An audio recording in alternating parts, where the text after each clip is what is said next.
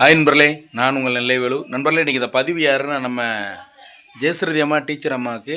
ஜெயஸ்ருதி அம்மா டீச்சர் அம்மா பற்றி என்னடா பேச போகிறோன்னு கேட்டிங்க அப்படின்னா, நண்பர்களே எல்லாருக்குமே தெரியும். ஜெயஸ்ருதி அம்மா டீச்சர் அம்மா அவங்களுக்கு வந்து பார்த்திங்கன்னா இடையில காலெலாம் கெட்டு போட்டு ஹாஸ்பிட்டலில் படுத்துருந்தாங்க இல்லையா, அது எதுக்கான அந்த உண்மையை வந்து அம்மா சொல்லியிருக்காங்க. அதை பற்றி அந்த வீடியோ ஃபுல்லாக பேச போகிறோம்.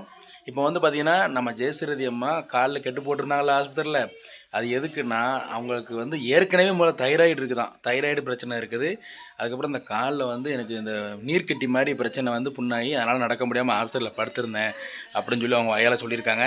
இந்த நேரத்தில் இருந்து பார்த்திங்கன்னா அவங்க பெத்த தாயின்ட்டு பேசாமல் இருந்தால் பரவாயில்ல, என் தாயின்னு சொல்லிட்டு இந்த நேரத்தில் பிரகன் வந்து அவர் மகனும் மருமகளும் வந்து அவங்க அம்மா நல்லா பார்த்துக்கிட்டாங்க. இந்த நேரத்தில் வந்து அவங்க மகளும் கணவரும் இப்போ எங்கே என்னென்னு பிரச்சனைன்னு தெரியலை, அப்படி ஒரு பிரச்சனை இருந்துகிட்டு இருக்காங்க. இப்போ வந்து பார்த்திங்கன்னா அவங்க ஜெயஸ்ருதி அம்மா என்ன சொல்கிறாங்கன்னா, அந்த தூத்துக்குடியில் இந்த பிரச்சனை இருந்துச்சுல, ஒரு பொண்ணு விளாதிகுளம் பக்கத்தில் ஒரு தங்கச்சி 12ஆம் படிக்கிற பிள்ளைய வந்து வாழ்க்கையை சீரழிச்சாங்கல்ல, கெடுத்தாங்கல்ல, அதை பற்றி பேசியிருக்காங்க.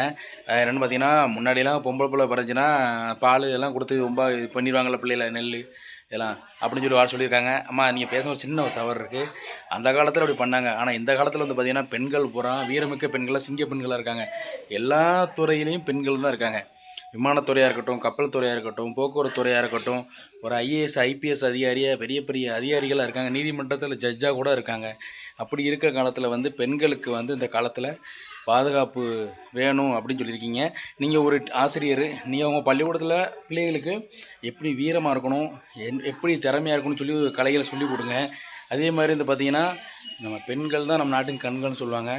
அதனால் ஏதோ தவறுகள் நடந்து போச்சு, இனி இந்த மாதிரி நடக்காமல் கண்டிப்பாக கடவுள் காப்பாற்றுவார், பார்த்துக்கிடுவார். நீங்களும் உங்கள் உடம்பை பார்த்துக்கோங்க. சீக்கிரமாக மகளும் அவங்க கனவும் சீக்கிரமாக வரணும். என்ன பிரச்சனை எனக்கு தெரியல. நீங்கள் ஒன்றா சேர்ந்து சந்தோஷமாக வாழுங்க. அதே நேரம் உடம்பை பார்த்துக்கோங்க, பத்திரமா இருங்க. சரியா? பிரகாரம் நீங்கள் நல்லா பார்த்துக்கோங்க அம்மாவை. ஸ்னேகா மருமகளும் பரவாயில்ல, அவங்களும் ஒரு தாய் மாதிரி இப்போ பார்த்துக்கிட்டு இருக்காங்க. ரொம்ப சந்தோஷமாக இருக்குது. ரைட் நம்பர்லேயே உங்களுக்கு பதிவு பிடிச்சின்னா லைக் பண்ணி, கமெண்ட் பண்ணி, ஷேர் பண்ணி, மறக்காமல் பேப்பர் 248 சேனலை சப்ஸ்கிரைப் பண்ணி போயெல்லாம் அமைக்கிறங்க. நன்றி, வணக்கம்.